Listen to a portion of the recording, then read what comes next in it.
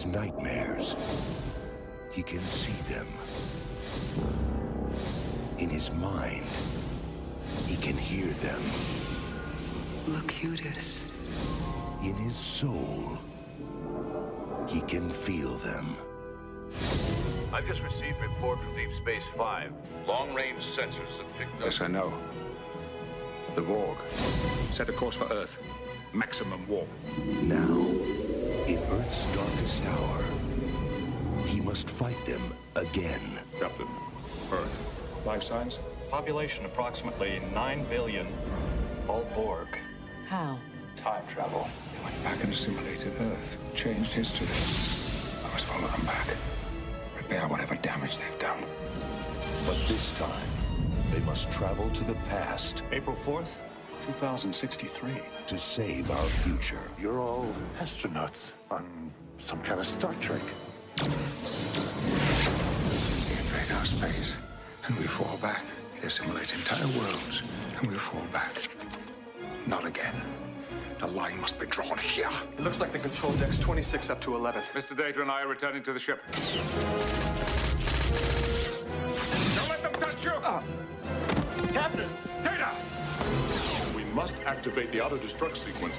You want to destroy the ship and run away? You coward. If you were any other man, I would kill you where you stand. Let's rock and roll! Destroy them. Watch your futures end. Our shields and our weapons are gone! Resistance is futile. Perhaps today is a good day to die. John, look, blow up the damn ship! No! We are not going to lose the Enterprise. Not to the Borg, not while I'm in command. Star Trek, First Contact.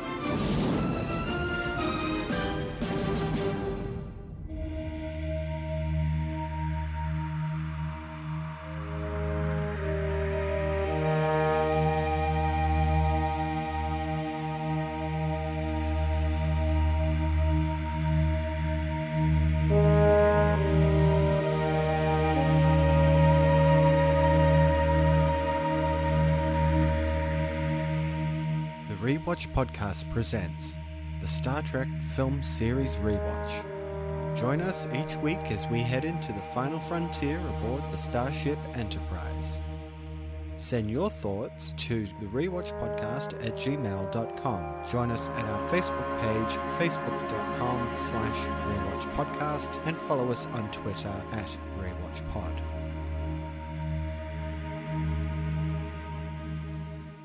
Today we're discussing Star Trek First Contact, starring Patrick Stewart, Jonathan Frakes, Brent Spiner, LeVar Burton, Michael Dorn, Gates McFadden, Marina Sirtis, Alfred Woodard, James Cromwell, Alice Krieg, and Neil McDonough, directed by Jonathan Frakes. Welcome back to the Star Trek film series Rewatch. I'm Cory, and Borg implants can cause severe skin irritation. Perhaps you'd like an analgesic cream?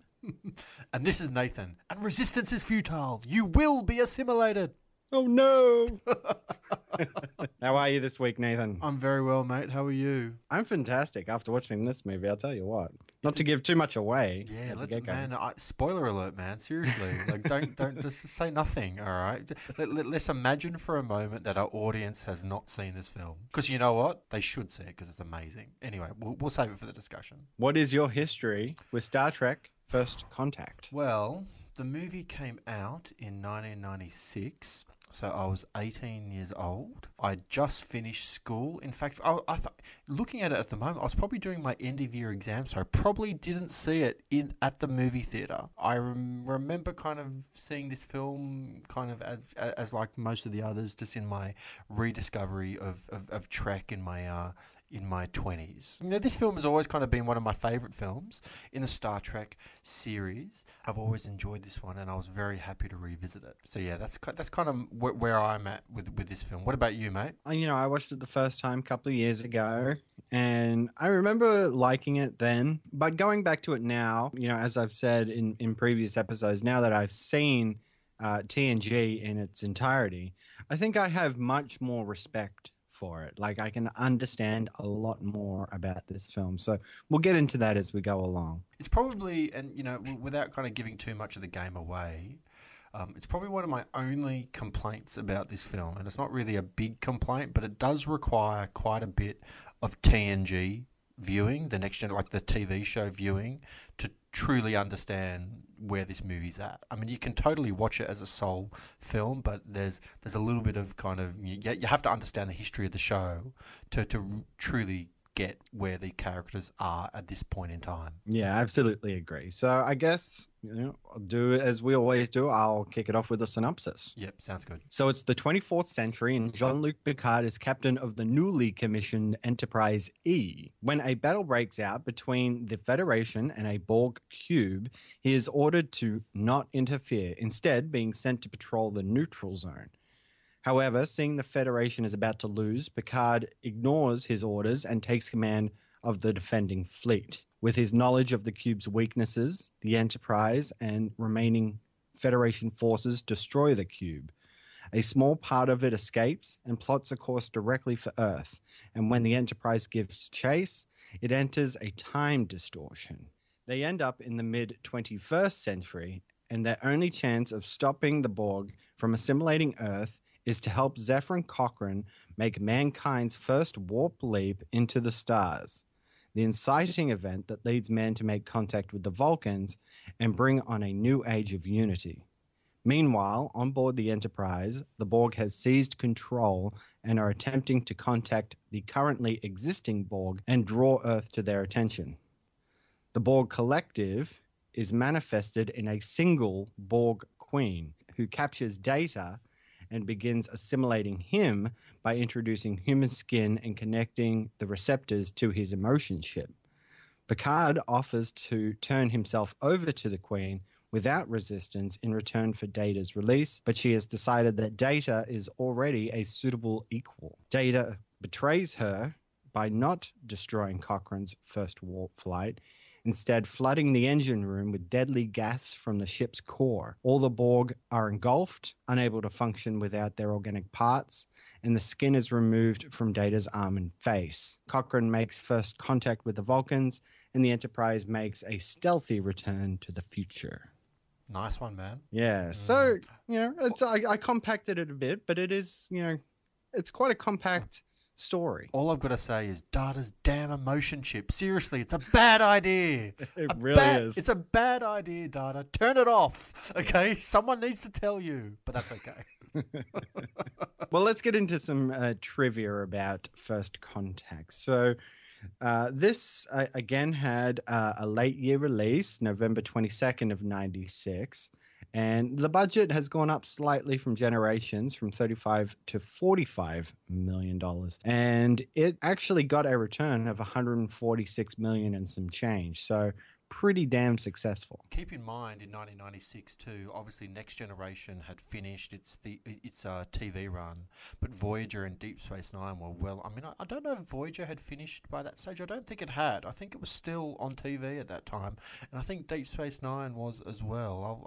I'll have to look that up and check it out, but I'm fairly certain both of those were there. So the TV market for Star Trek was saturated and very comprehensive. A lot of people knew about it. It was getting bigger and bigger every kind of year. Yeah, and people were happy to return to the Next Gen crew because, I haven't watched Deep Space Nine or Voyager, but I can understand how people would really connect with TNG because, I loved it and I've attempted to watch Deep Space Nine and it's on the back burner at the moment. I remember you said that, but persist. That's all I got to say, because it starts off slow. There's a couple of seasons in the middle. I can't remember exactly when it starts. I think it's like season 2 or 3, and it kind of soldiers on towards the end. It's called the Dominion War, and it's like this huge overriding arc of this war between these two factions, the Dominion and the Federation, and it's some of the most epic TV. I'm talking like Battlestar Galactica epic That's how good it is. It is truly some of the best TV that I've ever seen, and that's why I always hold Deep Space Nine as probably my favorite of all the Star Trek kind of incarnations, and it's because of this story arc. Because when Deep Space Nine kind of started, they were very solitary kind of stories, and they're very focused on the space station and the characters involved, and a lot of the stories were centered around particular kind of individual kind of stories. But it definitely expanded into this kind of crisscross kind of situation with the Dominion War, and it's outstanding. I really do recommend persisting with it if you have the time. Okay, you've talked me back into it. I'll push through those initial sections and try to get into it at some point. Because Commander Sisko is as good as any captain, in my opinion. I think he's amazing. So anyway, I don't want to go too far on with it, but yeah, all I got to say is just do your best to go on with it. Well, getting into this movie, we're a little sidetracked there. We did a bit, but that's okay.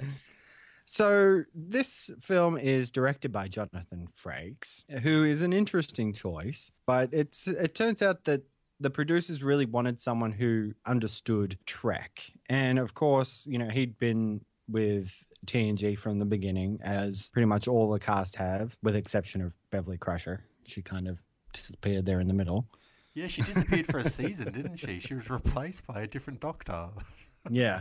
But it's not like they didn't try to get other noted action or sci-fi directors. I mean, it was reported that they approached Ridley Scott and John McTiernan, and they both turned it down. Yeah, now, both of those films would have been very different films. I mean, I'm not arguing against it. I think it would have been an interesting choice having Ridley Scott or John McTiernan. I mean, John McTiernan would have made a great action film. I think that's for sure. Same with Ridley Scott. But you know what?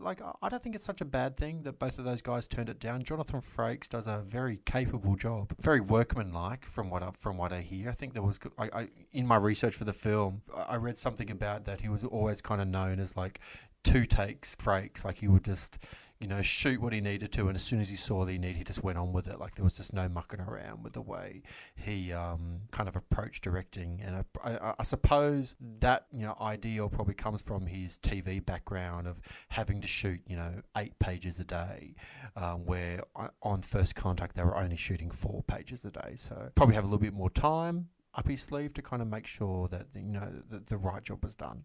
And he is an interesting director. I remember seeing a movie of his, which was, maybe a bit more kiddie, but it was called Clock Stoppers. I don't know if you ever saw that one. You know what? I never saw the film, but I know the film you're talking about. It just passed me by. I never saw it. Yeah, it was kind of like a teenage boy gets his hands on some super secret technology that it doesn't stop time, but it slows it right down. So you could run around town and do all kinds of stuff while, everyone is ostensibly still. The science behind it was really interesting. So he kind of kept with that sci-fi aspect in the films he directed. And I kind of find him an interesting director. Yeah, well, he's certainly not a director that's stopped at all. He may not be making feature films, but he's been making tons and tons of TV. I know he did a whole bunch of episodes of Roswell and The Glades and Falling Skies and Burn Notice, and he even did an episode of Agents of S.H.I.E.L.D. recently. So he's a busy guy, and I think he's probably well liked amongst the the TV kind of community. Yeah, absolutely. So when this film came out, I mean, it had a pretty steady success and actually became the most profitable Star Trek film until, of course, the 2009 reboot, which just knocked everything out of the water, more current day returns and all that stuff. I think it's hilarious because I'm just reading, First Contact opened in 2,800 theatres beginning November 22nd, grossing $30.7 million in its first week and making it to the top movie of the US box office. The film was knocked out of the top place the following week by 101 Dalmatians. Well, it's those kids' movies, Those kids' movies. I think that was the live action one with Glenn Close, yeah? Ah, right. Another bit of trivia for this film that actually, again, speaking about Ridley Scott or John McTiernan being approached to direct this film, apparently Tom Hanks was considered very heavily for the role of Zefram Cochrane. Hanks was actually an avid Star Trek fan and was quite receptive to the idea of actually doing the role, but had to pass due to his commitment to directing and starring in That Thing You Do, which, to my knowledge, is the only film Tom Hanks has directed. And quite possibly the only Tom Hanks film I haven't seen. Yeah. I have no idea what that movie is. You know what, man? That movie, That Thing You Do, is quite well liked. A lot of people like that movie. Really? I saw it. It came by. I watched it. I thought it was okay. I didn't love it. It just happened, and I moved on to the next thing. So it would have been interesting if... can you see Tom Hanks in that role, Cory? Oh, yeah, I definitely could. You know, I don't think it would have done anything for his career, but hey, at the end of the day, everybody still knows who James Cromwell is, so... Yeah. I suppose from Tom Hanks' perspective, he's probably thinking, I love Star Trek, so I'd like to do this role. You know what I mean? Yeah. But at the end of the day, it was James Cromwell. So I think he does a pretty good job, James Cromwell. Yeah, you know, it's a pretty meaty role for someone like him. You know, he does a very good job with it. And it turns out too that in the entire history of Star Trek, he's actually the only person to ever use the term Star Trek. Yeah, I know, which is a really... Obviously, they kind of wrote it in there purposely, but I was totally unaware that actually, because he doesn't he kind of go, aren't you guys on some kind of Star Trek or something like that? He refers to them as astronauts on some kind of Star Trek, and I loved it. I thought it was really great. I mean, aside from that, of course, John Delancey, who played Q in the great Q. Yeah. and you know what, and you know, like without kind of moving too far away again, I personally would have loved to have seen a Star Trek film with Q involved. Of course, he's such a great character. It's true, yeah. But he did once say, it was during like one of those trials that he put them on. He says it's time to put an end to your trek through the stars. So he kind of said it, but James Cromwell directly says Star Trek. Yeah, so there you go. Another thing, the Borg Queen was actually created because the writers were having difficulty in writing dialogue for what was intended to be the Borg's central computer. So it's obviously they're trying to kind of work out a bit of a cheat in there somehow by creating the Borg Queen, who, I mean, you know, personally I think she's quite a good character. Yeah, I mean, I'll say that she's a good character. But I think I'll save for what I actually think about the concept of a Borg Queen when we get into our main discussion. No worries. Moving on, Geordi doesn't actually wear his visor in this movie. He has instead what they call ocular implants.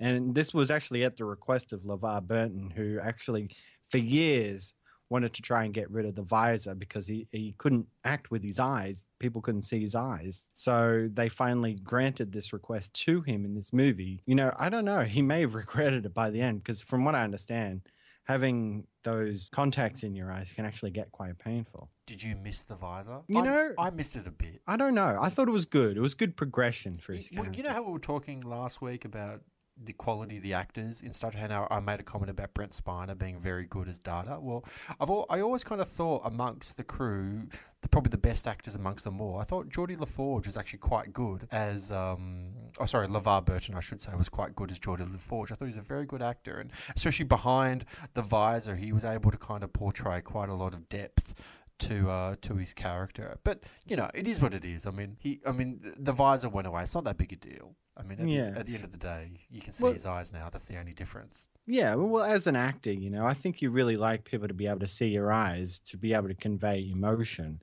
So, you know, to be able to act without using your eyes, I think is quite an accomplishment, and it's probably some of the better acting that LeVar Burton's ever done in his career. I can't say I really know LeVar Burton from anything else. But, you know, it's just one of those things, you know, you can think through history of actors who have had to give a performance from, you know, behind a mask or something like that, you know. Characters like Darth Vader comes to mind, or Hugo Weaving in V for Vendetta, you know, outstanding performances where people can't see your face or eyes. Yeah, and it's hard. So something I wish kind of...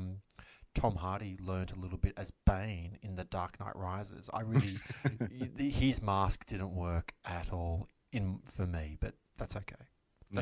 Anyway, it's hard. So yeah, I think the point being, it's quite hard to do this behind a mask, and some people can do it and some people can't. Yeah.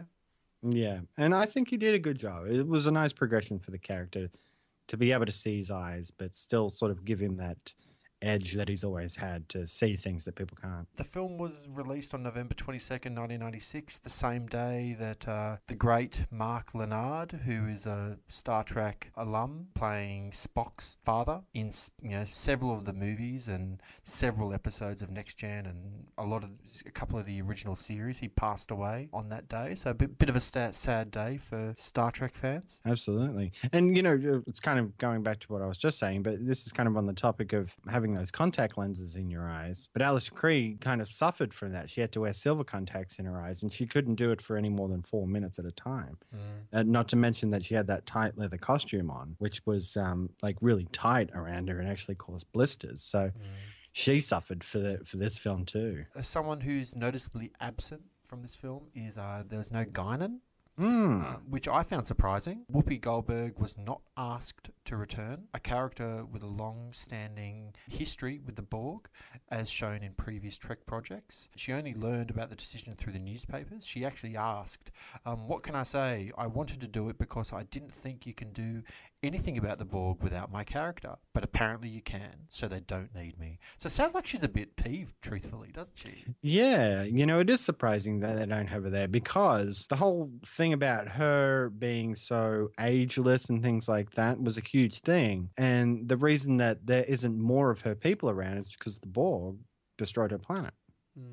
So I suppose the question's got to be asked, though, and I'm not too sure if I missed her. I mean, I don't think the story was lacking because she wasn't there. I still bought the premise, if you know what I mean. Oh, yeah. I'm not saying the film's missing anything by not having her there. I just thought it would have been an interesting aspect to have her there and consulting with Picard. Yeah. Trying to help him through his issues. Yeah, coming to him with some information late in the story that she should have divulged earlier. Inspiration for this, for Jonathan Frakes, said that he viewed the films Alien, Aliens, Close Encounters, Blade Runner, and Jaws. Not surprising.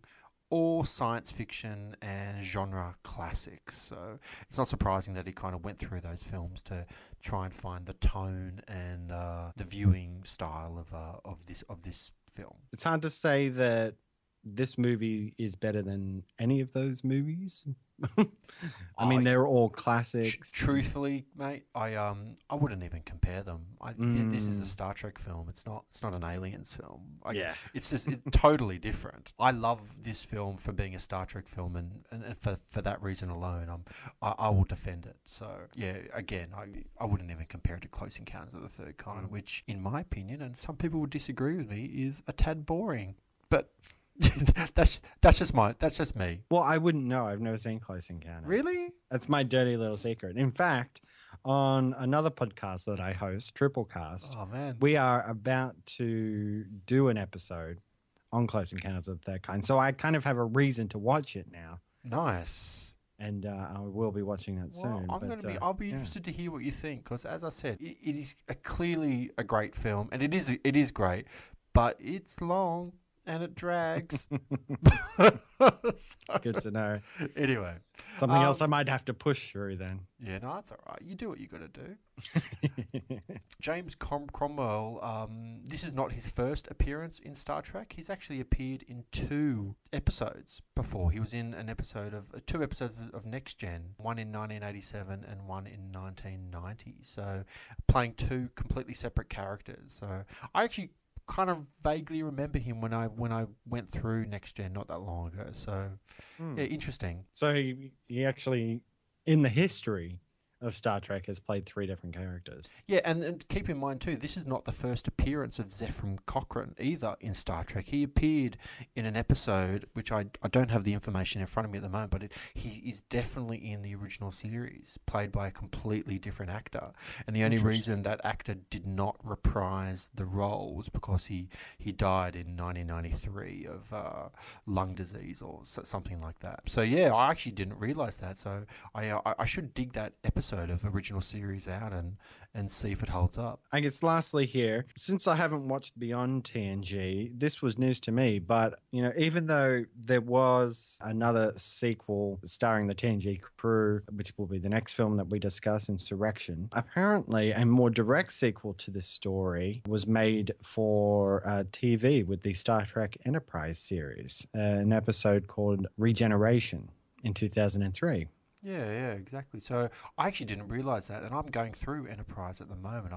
I'm kind of midway through season 2, so I need to find that episode and check it out. So it says apparently it's set 100 years after the events of this movie, where some Borg are on Earth and they inadvertently reactivate it. I actually think it's a bit of a neat idea. Truly, I quite like the idea of them doing like a bit of a sequel on one of the TV kind of shows. I mean, it kind of leads you there a little bit and kind of gets you interested. I'll get to it one day, probably. Yeah, it's good. Shall we get into the main discussion? Yes. The movie opens with Picard having a bit of a nightmare about his experience with the Borg. Yeah, definitely. And this is where I was saying to you before about previous history of watching Next Generation, because there's a classic two-parter called The Best of Both Worlds, that Picard gets kidnapped by the Borg and assimilated into their collective, and then essentially, spoiler alert for people that haven't seen it, but actually get returned to the Enterprise, and they actually reverse engineer all the Borg stuff from him. But his mind, and throughout the kind of TV show, his mind never truly recovers from being a Borg, part of their collective. He always kind of has some kind of affinity towards them, both personal affinity, but also a bit of a negative history as well. Like, he doesn't like them very much, does he? Yeah, and it is kind of just like a quick couple of minutes to get people caught up on it, because it's like you said, if you hadn't seen TNG, you wouldn't know about Picard's experience with the Borg. No, and the film, and again, this is rushing forward through the film. We'll get to it in more discussion later, but they don't really explain fully what happened to him till about 2/3 way through the film. As I said, like, it's if you're not familiar, like, I'm not too sure if First Contact is a movie that my mum could watch, for example, and kind of enjoy in the same way that she can watch The Voyage Home, which she really likes. And the fact that he sort of overcame being assimilated into the Borg was very hand-wavy. Oh, yeah, in the series, because the episode, I think it was the season finale of season 3. Yes. That was like a huge cliffhanger, was that he was taken by the Borg, he was assimilated, and they referred to him as Locutus, as they do in this movie. And that's how the season ended. When I was watching it, it was just like, all right, on to the next episode. So the resolution came pretty much immediately. But I couldn't imagine what that was like for the people watching the show as it aired. Well, from what I understand, it's known as one of television's truly great cliffhangers, The Best of Both Worlds, because people had to wait, 6 months or whatever it was between season 3 and 4 to kind of find out exactly what happened. So it was a bit of a big deal when it actually finally happened. So part 1 was the finale to season 3, and part 2 was the premiere of season 4. So yeah, you're dead right. Yeah, but they did hand wave it. They just sort of fixed him up and he was fine. But, at least in this one, they get into it. He says, I still have implants in my body. He struggles with that every day. You get that impression from Patrick Stewart's performance. Well, to say the least that, him struggling with his Borg identity is a bit of an overriding theme in this film. It's a bit of an understatement, but we'll get more to that. Yeah, but first we get a glimpse of the brand new, sexy, sleek, black Enterprise E. It's pretty good, isn't it? It's a sexy looking ship. Yeah, it's really cool. Yeah, totally, man. And they make it work really, really well. So what actually happens is, Picard wakes up from his nightmare, remembering that he's a Borg, and then he actually gets a message from Starfleet, and they actually inform him of a new Borg attack against Earth. But they actually order the Enterprise E to patrol the Romulan neutral zone so as to not introduce an unstable element to the fight, referring to Picard's history with the Borg. Yeah, and I think this is fair enough. And I even truly think Picard would prefer to go and patrol the neutral zone. I mean, that's at least what he's telling himself. Once they're there and they're doing things and he's reading Riker's reports that he brings in, he knows how stupid it is that they are out there. Don't they make jokes about it? Doesn't Riker come in with some really kind of laborious, boring report about kind of, gas anomalies or something like that? Yeah. And he's just like, whatever. Yeah, really exciting reading, And like, you can kind of tell that as much as... and you're right, maybe Picard is kind of quietly pleased that he's not kind of in there because he does have that history. The crew don't understand why they're not going to help out. I guess they probably know Picard's history, but at the same time, they are launching an attack against an invading force on Earth. Why wouldn't the Starfleet flagship be there, regardless of Picard's history? Yeah, no, you're right. And, they don't mess around. They pretty much... They're listening to the battle over the intercoms. They know that it's not going well, so they have no choice. They have to go fight. I'm laughing because you're right. They learn that the fleet is losing the battle, so the Enterprise actually disobeys the orders and heads for Earth. And in that scene, I think it's just hilarious. Whenever a captain disobeys an order, he stands up on like the bridge and kind of announces to the crew, "I'm about to disobey an order. If anybody has any objections, now is the time to kind of say what you want to say." I'll note it in my log. Yeah. Exactly. And of course, Data gives that great line. I think I speak for everyone when I say, "To hell with our orders." Defiant and Bozeman, fall back to mobile position 1. Acknowledge. We have it in visual range. A Borg cube on course 0, Mark 215. Speed warp 9. We are the Borg. Lower your shields and surrender your ships. We will add your biological and technological distinctiveness to our own. Your culture will adapt to service us. Resistance is futile. All units, open fire. Remodulate shield protection. They've broken through the defense perimeter. Toward Earth. Pursuit course. Changing course. 0, 2, 1, Mark 4. Defiant, continue to attack. Flagship to surface command. We need reinforcements. Casualty report coming in. 96 dead, 22 wounded on the Lexington. Commander Lusky on the Manson. Lieutenant Hawk, set a course for Earth. Aye, sir. Maximum warp. I'm about to commit a direct violation of our orders. Any of you who wish to object should do so now. It will be noted in my log.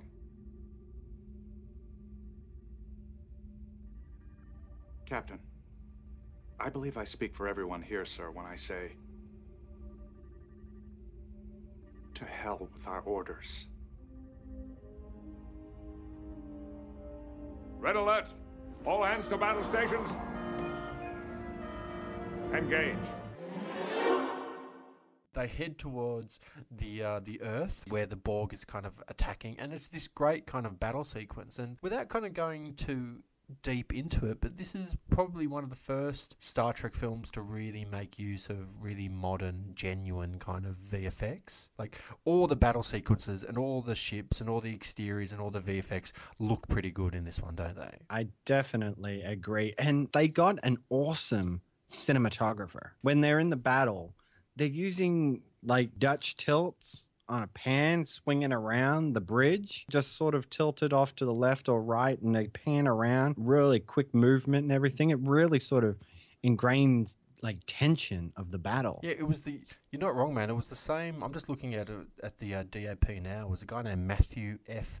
Leonetti, and his history, he's actually done tons and tons of stuff, still working to this day. Strange Days, Leap of Faith, Another 48 Hours, Red Heat, Action Jackson, Weird Science, Commando, Poltergeist, Fast Times at Ridgemont High. So this guy's not a no one, man. He's done tons of work, and he clearly knows what he's doing.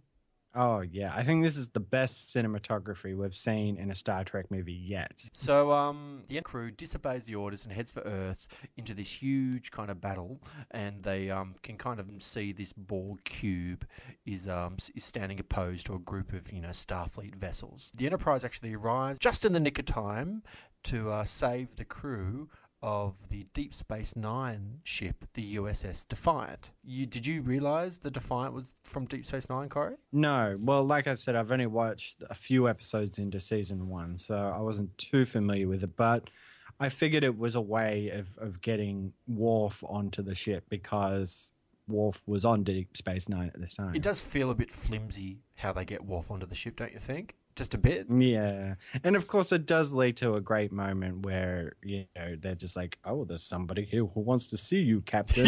Oh, Mr. Worf. Well, we need someone on comms. That's right. And seeing that you're here and you're not doing anything, you may as well just stand up there. Yeah. Make yourself useful. Yeah, that's right. So they get the USS Defiant. Apparently they were meant to destroy the ship, but the producer of Deep Space Nine objected. They said, why destroy the ship of Deep Space Nine? It's like the best thing part of it. Apparently it was a ship that was designed to fight the Borg in Deep Space Nine. And this is the only time they fight the Borg in Star Trek. Right. But Picard pretty much knows immediately how to attack them. This is, like I was saying, it comes to all this stuff about him still having Borg implants throughout his body. He sort of has this connection with them in a way. He can hear them, so he kind of knows where to attack. It's like it looks like a seemingly useless section of the cube, but they all band together and attack it, and sure enough, it works. It works, and just as the Borg cube explodes, a sphere ship comes out of the Borg's cube and proceeds into space. And they give chase, and this is where the time travel comes into. And I have to admit, I was quite happy to see time travel coming back into it. It is a very integral part of Star Trek, is these time travel sort of stories that they come up with. I think they do it pretty well every time. Yeah, I think they do. I mean, my brain hurts a little bit when it comes to time travel. I tend to try and work things out a little bit, but it's, as we've said this before, man, you just got to accept stuff and just move on, Yeah, and I thought it was a cool trip. They're going through this vortex that the sphere has created, and as they're going through, they see Earth at some point in history, and it is just all Borg. Everyone's assimilated, and then when they get to their final destination, which is 2063. They realize that the plan of the Borg was to travel back in time before Earth had any kind of defense. So, yeah. But I don't think it's a coincidence that they chose that date. I mean, they arrived the day before first contact, so they're trying to disrupt that whole process, yeah? Yeah, exactly. Because if they'd met the Vulcans, then the Vulcans would have been on their side and come to their rescue. So...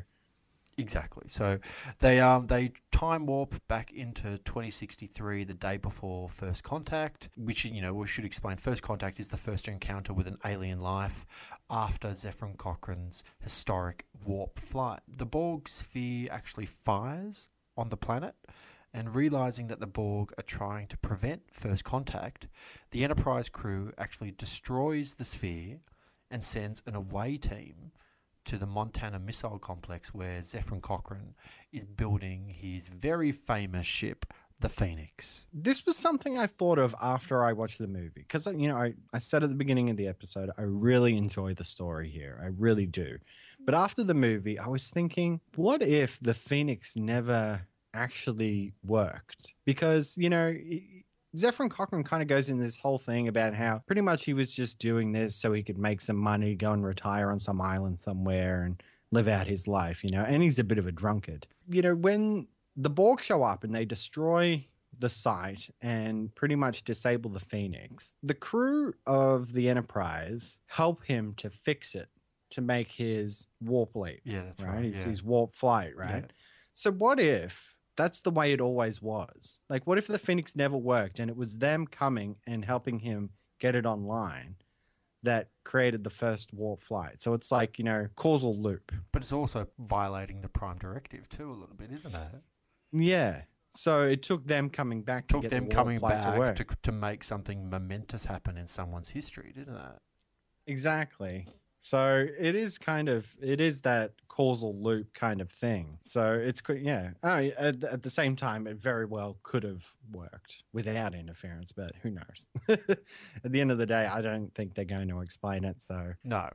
But as I said, I totally understand what you're saying, and now that I think about it, you're 100% correct. I mean, it's this causal loop that can kind of get deep inside your brain and confuse the hell out of you, but you just got to accept it and just move on. And I really like the aesthetic of the time period, 2063. It's not too far in the future. I really hate them referencing World War III. It is such a sci-fi trope, but whatever. Do mobile phones not exist in 2063?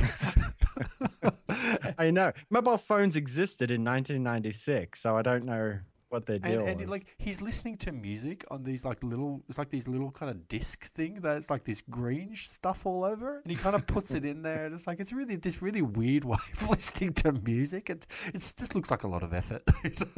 Yeah, he like funsies it with a jukebox, like puts the little disc in, but then gives it a kick to get it to work. Exactly. So we work it out pretty clearly that Zefram Cochrane is a bit of a drunk, as you said, and he's a bit of a not really a layabout, but his motivations for this whole thing are maybe not very nice, should I say. They're very directed around money, and there's a great actual sequence with him and the counselor, who's got nothing to do in this film apart from this sequence, and her whole job is to kind of try and make Mr. Cochrane feel comfortable. And doesn't she get drunk with him? Yeah, I think that's the whole thing. It was her job to try and locate him, find out who Zefram Cochrane was, actually find him, and then talk him into going ahead with his plans, because he pretty much was content to just give up on the whole thing. Oh, totally. It was like, I tried, and, the whole thing's blown up now, so forget about it. And yeah, she gets drunk with him. And it's another great moment, because throughout the whole series, there's been this weird relationship between Riker and Troy, where it's like they were a couple before the series started, but then they'd broken up. And then throughout the whole series, it was like, I don't know what they were. They were kind of Isn't there a together. Couple of times in the show when they're together? I'm sure there once or twice. I don't know, it's always like one of them will hook up with someone else. Yeah. Then the other one would get jealous, and they would sort of, I don't know, were they fuck buddies or something? Probably, possibly, who knows? But anyway, she's drunk, and I think it's great, where he's sort of like, he's got a big smile on his face, Riker, about how drunk she is, because she's doing that whole thing. It's, I'm not drunk. You know what? For the fact that all of humanity's kind of future is at risk, the Next Generation crew are having a very good time down on Earth with Mr. Cochrane and his buddies, and trying to get the Phoenix up and running. I mean, you can kind of tell that they're salivating about the idea of being at this momentous event. Like, all of the Enterprise crew have heard about this and grew up on this story, and it sounds like Mr. Cochrane's a bit of a legend in all their minds. And I think it's fair to say that Zefram actually struggles with the idea that he has to kind of live up to this expectation. And it's pretty much what they land on, is to just tell him the truth. They do, and which is a bit... it's the only way they could have done it, actually, is they just come out with it and actually say, you're about to change history. And don't they even quote Zefram at one stage to him? Like, he's kind of like towards the end of the film, he's kind of complaining about something, and he's in the ship, and he actually they quote Zefram to Zefram himself, and he goes, "Oh, who said that?" And he goes, "Oh, you did. 50 years from now, or whatever it might be." And he goes, "Oh," and he couldn't believe it, and you can tell that he's just like super uncomfortable with the whole idea. So, what is it you want me to do? Simple. Conduct your warp flight tomorrow morning, just as you planned. Why tomorrow morning? Because at 11 o'clock, an alien ship will begin passing through this solar system. Alien, you mean extraterrestrials? More bad guys? Good guys. They're on a survey mission. They have no interest in Earth. Too primitive. Oh. Doctor, tomorrow morning when they detect the warp signature from your ship and realize that humans have discovered how to travel faster than light, they decide to alter their course. They make first contact with Earth, right here. Here? Actually, over there. It is one of the pivotal moments in human history, Doctor. You get to make first contact with an alien race, and after you do, everything begins to change. Your theories on warp drive allow fleets of starships to be built, and mankind to start exploring the galaxy. It unites humanity in a way that no one ever thought possible when they realize they're not alone in the universe. Poverty, disease, war, they'll all be gone within the next 50 years. But unless you make that warp flight tomorrow morning, before 11:15, none of it will happen. And you people, you're all astronauts on some kind of Star Trek. Look, Doc, I know this is a lot for you to take in, but we're running out of time here. We need your help. What do you say?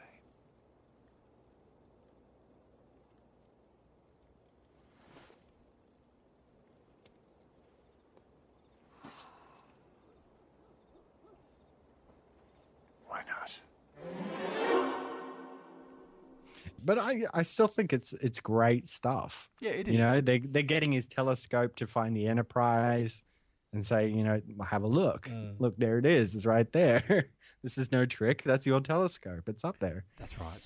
But we're actually getting a little ahead of ourselves, aren't we? The Enterprise sends people down to look for survivors, and they discover that Picard actually sends Cochrane's assistant Lily Sloan, which is Alfre Woodard, a really great actress, might I add, to the Enterprise for medical attention, and then returns to the ship and leaves Commander William Riker on Earth to make sure the Phoenix's flight proceeds as planned. So that's where it all comes in. The away team is stuck down on Earth with Cochrane, and they cannot get in contact with the Enterprise because the Borg have infiltrated. They have, that's right. So there's like a bit of a mini war happening up in the sky on the Enterprise with Picard leading the fight. Now, I just want to add too, in the original script, apparently the roles were reversed. Picard was down on Earth with Cochrane, and probably 2/3 of the story was set down there. But and Riker was up on the Enterprise leading the charge against the Borg. But apparently Patrick Stewart changed things up because he wanted Picard to be more of an action kind of hero. And it's kind of true. In this film, you definitely see more of a action hero-y kind of sensibilities than we've kind of experienced from Picard before. Well, in the last movie, it was like that whole thing in the Nexus of him trying to get Kirk to come with him and all that stuff. Like, it would just be the same thing again, him on Earth with Cochrane, trying to talk him into doing this warp flight, you know? So having him on the ship with the Borg, considering his experience, like they set that up. The fact that Starfleet didn't want him around because of his experiences with the Borg, it was kind of like him having to face his ultimate fear of being assimilated again. That's right. So he has to confront the Borg head on. That's right. So the Borg survivors actually invade the Enterprise and begin to assimilate its crew and modify the ship, planning to use it to attack and conquer Earth. There's actually a pretty great sequence when they start to realize something's afoot. In fact, I think it's when Geordi is about to go on the away team down to Earth, and just before he leaves engineering, one of his cohorts say, "Oh, there's a temperature malfunction." It's in one part of the ship, and they don't really think about it too much, do they? No, and that's pretty much the inciting thing, because that just heads throughout the entire ship. It just gets really hot and humid. That's right. So when this gets back to Picard, Picard actually says, "Tell me exactly what the temperature is," and they tell him, and then he goes, "Okay, Borg have attacked. We need to isolate this part of the ship, and we need to kind of, make plans to actually get rid of them." So they all head down to try and confront the Borg threat, and pretty much a whole bunch of crew are assimilated into the Borg collective. It's quite horrific. It's actually quite horrific, to the point where, as you watch the film kind of go on, you actually see people in Starfleet uniforms with the Borg kind of headwear on and whatnot kind of running around. And I think Picard actually makes it pretty clear at some stage that if anyone's wearing a Starfleet uniform, if they're a Borg, they're Borg, and that's it. They're not who they were before. So you need to kill them. You need to kind of take care of business. And he gets stuck with Lily, who is freaking out naturally. She's a pretty good foil, I think, to Picard and his kind of sensibilities, because he is not used to having that kind of personality on board. Picard is used to having all of his team, give or take, do what he says, essentially. He's the captain. His word is final. And if anyone wants to question that, well, there are ways you can do it, but there's appropriate ways you can do it. Lily Sloan argues with Picard, and there's a fantastic sequence, one of the best sequences in the whole film, when the film actually slows down, and it's not about the Borg, it's not about Cochrane or anything like that, it's just about Picard, and Sloan really confronts him, doesn't she? And it's like I was saying about the time period, which was 2063, and I said, as much as I hate the cliche of World War III, that was kind of a key plot point of the time period, was that World War III had ended. So you're talking about a post-war Earth now, and people who are recovering from a world war. And it's kind of another perfect thing for the Borg is that human numbers are kind of down at the moment. Yep. You know, there's not as many people on Earth as there were before the war. And yeah, she is that kind of like rough and tumble kind of woman who listens to Picard because, you know, yeah, Picard is like, he's very anti-Borg, but he also refuses to say that he is angry at them because, you know, in the future, it is so civilized. We are a very civilized people. And that is actually because of what Zephyr Cochrane did, that the world had become like that. So he refuses to say that he's angry and that the people of the future are very logical and motivated people. And she's just kind of like, why can't you just say that you're angry at them?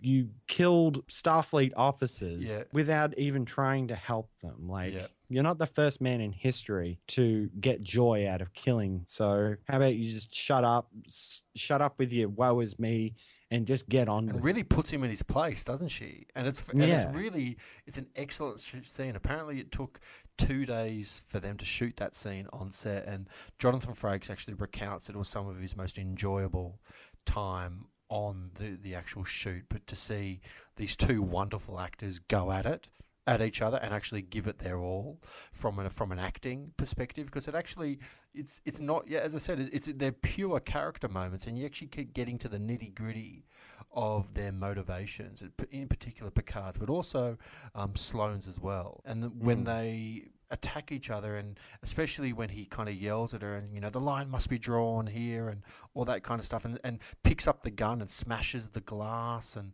it's filled with emotion, and it's great. Yeah, it really is. And I love that they brought the holodeck back in as well, because it is such an integral part of the TV show.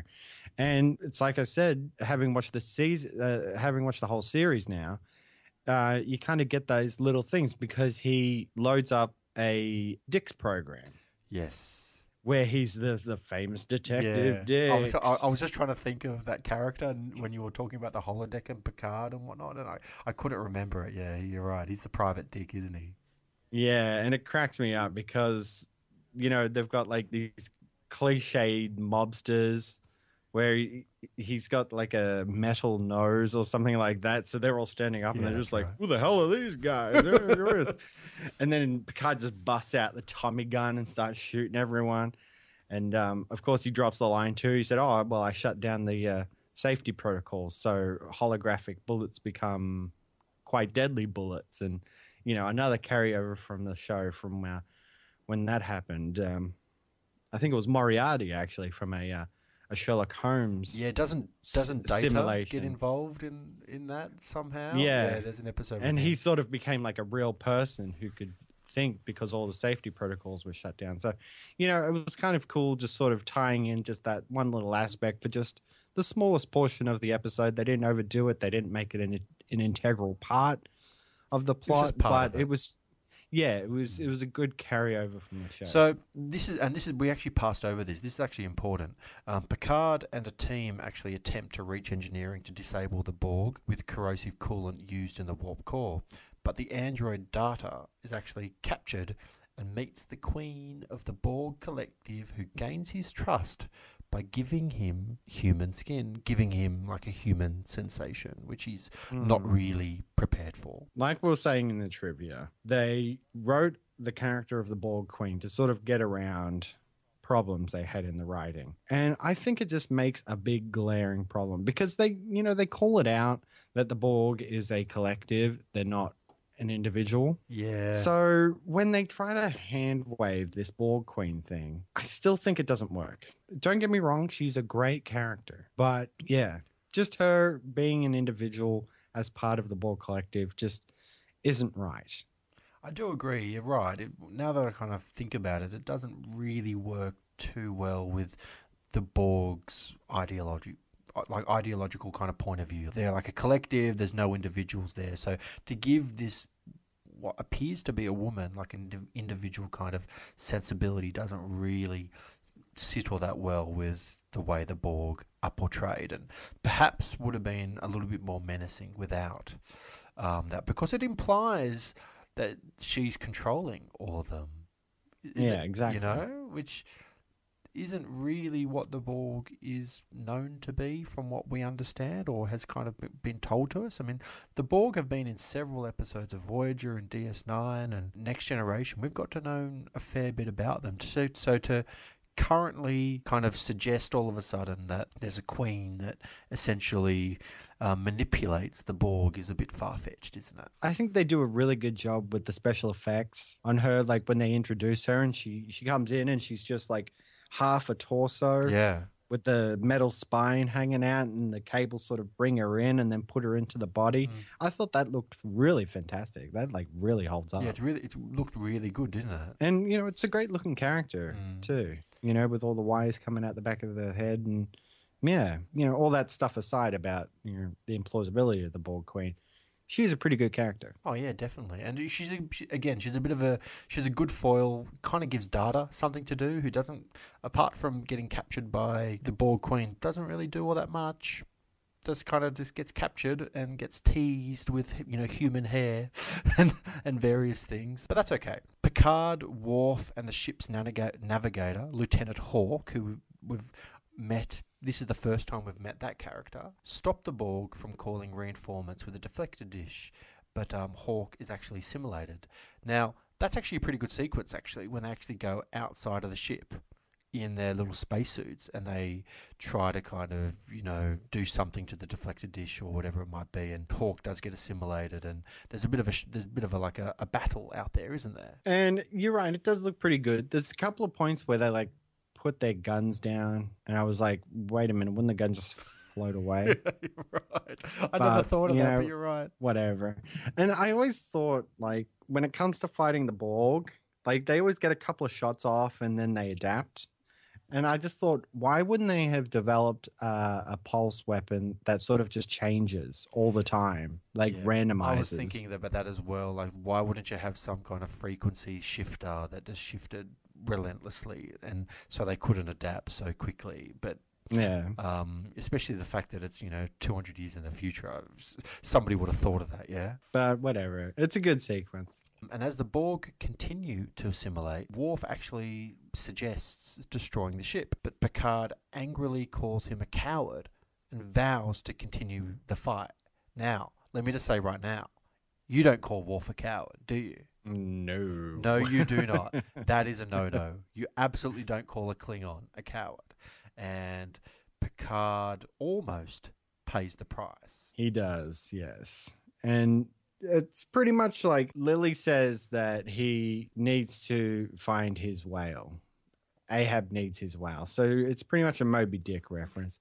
And that was, that's pretty good. That's where he gets all riled up. And that's what we were talking about before when they have that great confrontation. But I just want to kind of go back to one point too.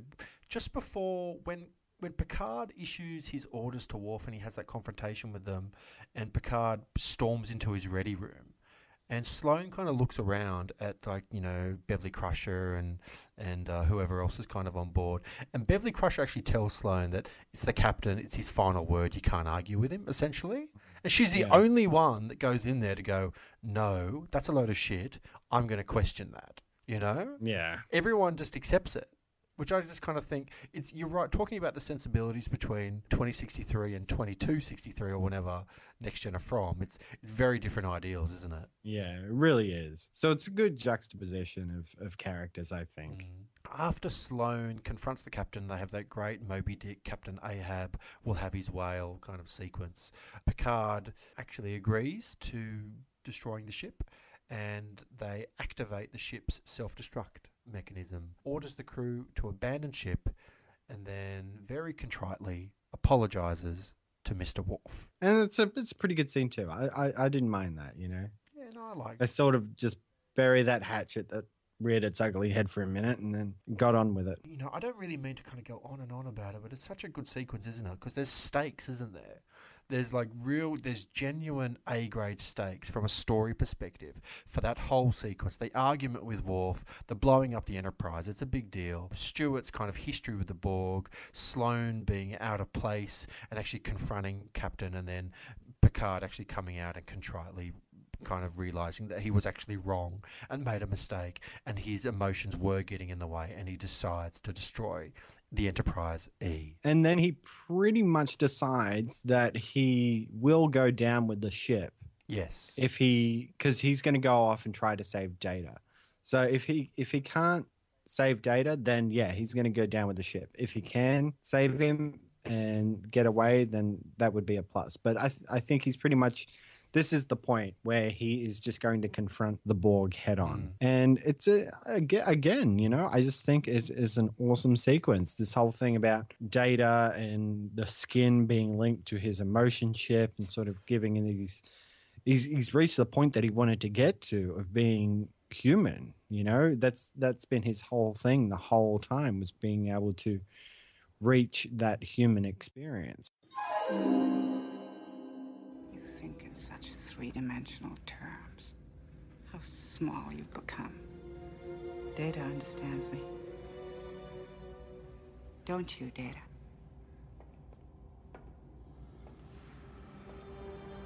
What have you done to him?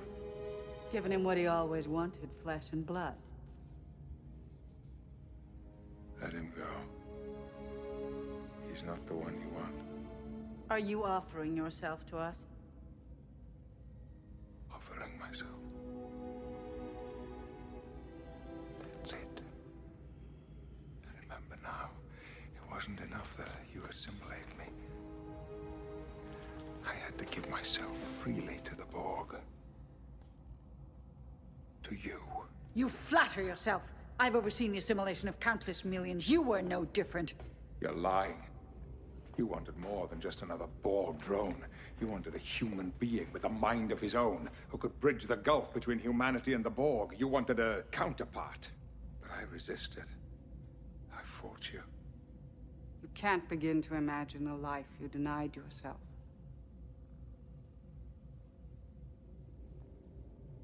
It's not too late. Locutus could still be with you. Just in the way you wanted. And equal. Let Data go, and I will take my place at your side. Willingly, without any resistance. Such a noble creature. Quality we sometimes lack. We will add your distinctiveness to our own. Welcome home, Locutus. Well, Data actually makes it pretty clear, and you know, again, spoiler alert, but at the end of the film, and I won't tell you exactly what happens, but Data actually admits to there was a moment there that he actually thought quite heavily about going with the Borg, because she actually gave him what he longed for, which was human sensations, which he never had before. So yeah, you could tell that he was very tempted. But he ultimately saves him because, and I think this is great, he is ordered to destroy Zephram Cochrane's Phoenix before it can go into war, and he doesn't do it. He misses, doesn't he? Yeah, he intentionally misses.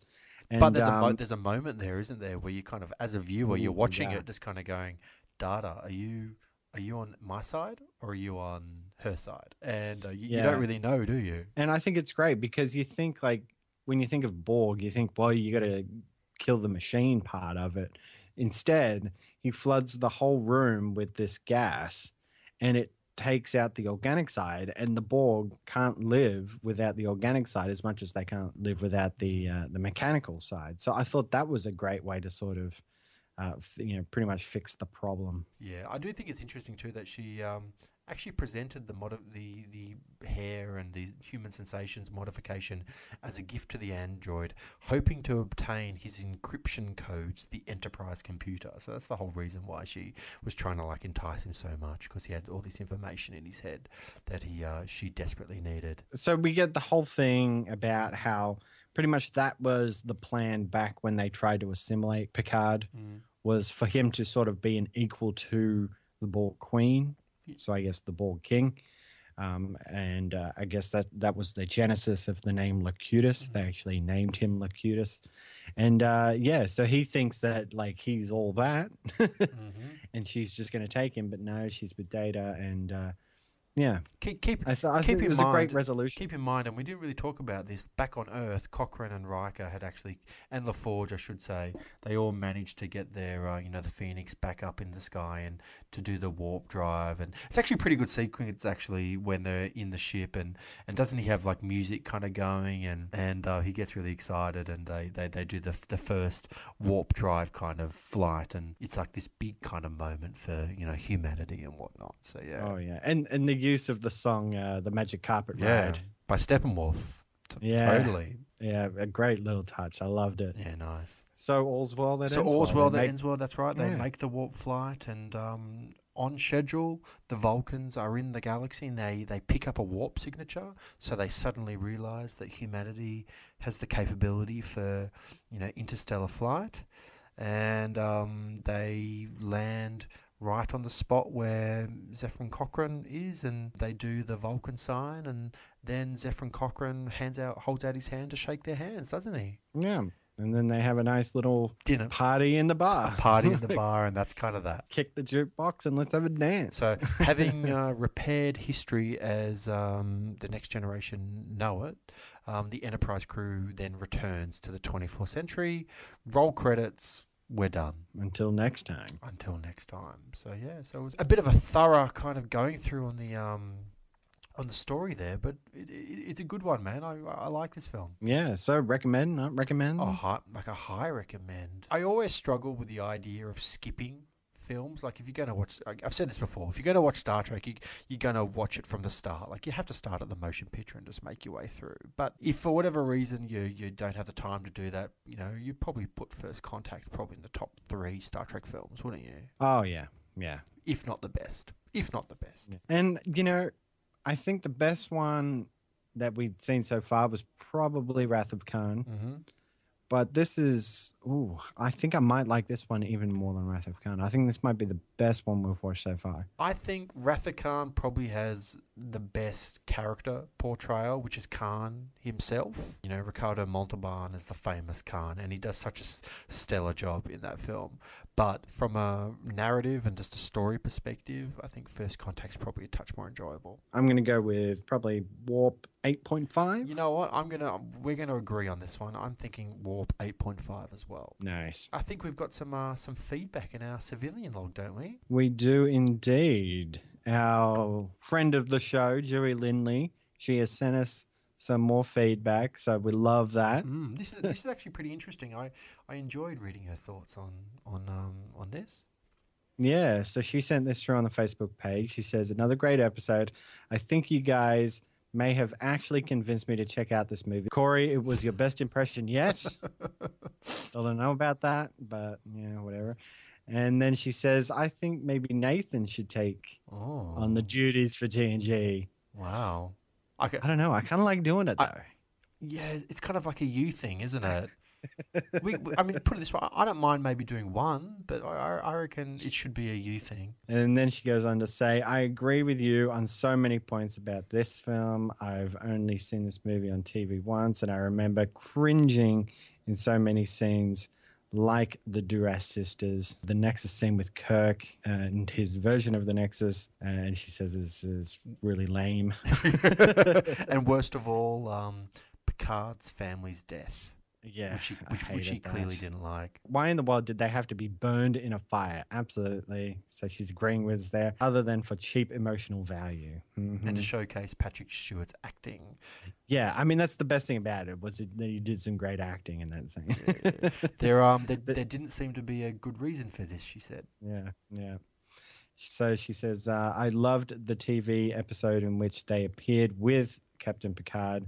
As far as I'm concerned, this is part of the movie, or this part of the movie never happened, and they're all alive and well in a version of Star Trek timeline. So, and then she has so what you're saying, Dewey, is the Picard family are squashing grapes as we speak. Is that what you're saying? Yep. Still making some nice wine. Still making some nice wine. Nice. Well, you know what? I'm happy to kind of be with you on this one and just do the whole never happened thing, which it's like Beverly Hills Cop 3, never happened, doesn't exist. I don't want to watch it. It doesn't exist. 1 and 2, those are the only 2 that exist. So you don't like having guns that are boom boxes and popcorn makers in your Beverly Hills Cop movies? I like those movies, but Beverly Hills Cop 3, I think I saw it once forever ago. Anyway, she goes on to say, I look forward to the next episode. First Contact is my favorite by far, and I can't wait to hear your take on it. So we hope you enjoyed it. Yeah. Well, and lastly, she has a request. And I guess we can fill her request of having you do a line, because she's actually requested that we both have a go at saying this line. So do you want to go first, and then I'll give it a go? I'll go first. It's a Picard line. Are you ready? Go for it. The line must be drawn here. This far, no further. No. I don't think I did it with that much. I should have had a bit more drama at the end. Yeah. You got to get your Patrick Stewart on. Oh, that's It's Patrick Stewart. He kind of sounds like Sean Connery, but not quite. So the line must be drawn here. This far, no further. I'm Patrick Stewart. Nice one. Nice. It's a good line, isn't it? Yeah, because Picard would tell people that he's Patrick Stewart. Yeah, that's right. Anyway, so speaking of which, who said this? A great little fun game we're playing on our social media. Yep. Who said this in Star Trek First Contact? So give me a count-in. All right, you ready? 3, 2, 1, scene. If you were any other man, I would kill you where you stand. I think that one was probably better than my Patrick Could you hear Stewart. me giggling? I was giggling a bit. I might have to edit that out. So yeah. But yeah, if you think you know who said that in First Contact, then hit us up on our social media, and if you're on Twitter, use the hashtag #RewatchQuote so we can find you easy enough. And So get involved. It's a bit of fun. Get involved. It's a bit of fun. And you know what? That's really easy. You should be able to work that one out. Next week's episode will be here before you know it, and we're going to be watching Star Trek Insurrection. Ooh, very exciting. So yeah, I don't remember too much about this one. I have seen it. I'm looking forward to watching it again. I like these films, so I'm going into it with an open mind, Cory. Cool. All right. So that's it for this episode of the Rewatch Podcast. Keep up with listener interaction by joining our Facebook page at facebook.com/Rewatch Podcast. Follow the show on Twitter at RewatchPod, and visit our webpage rewatchpodcast.podomatic.com. And remember, you can always write us an email or record a voice message and send it to therewatchpodcast@gmail.com. Also, if you've enjoyed the show, please consider giving us a rate and review on iTunes. Helps people find the show and hopefully builds up more listener interaction. It takes 2 minutes to do. It really does. If you can do it, it would be quite appreciated. Yeah, just hit 5 stars. Mm-hmm. Write something nice about us because we deserve it. Cory and Nathan are the best. This is the only Star Trek show you need to see or listen to, I should say. And you can always join us for Sliders. Yeah. I'm over there with Tom, and we're talking about every episode of Sliders. Yeah. Always fun. Sounds good, man. Well, time to get out of here for this episode. Thank you for joining me, Nathan. Thank you, Cory. So I'll just say until next time, perhaps you should deactivate your emotion chip for now. Finally. Mr. Worf, I regret some of the things I said to you earlier. The Rewatch Podcast is not associated with the copyright holders of these films, and no copyright infringement is intended. The use of any and all copyrighted material is only for parody, news analysis, critique, or educational purposes as provided in Title 17, aka Fair Use. Music provided by Kevin MacLeod at incompetech.com. Copyright 2015, The Rewatch Podcast.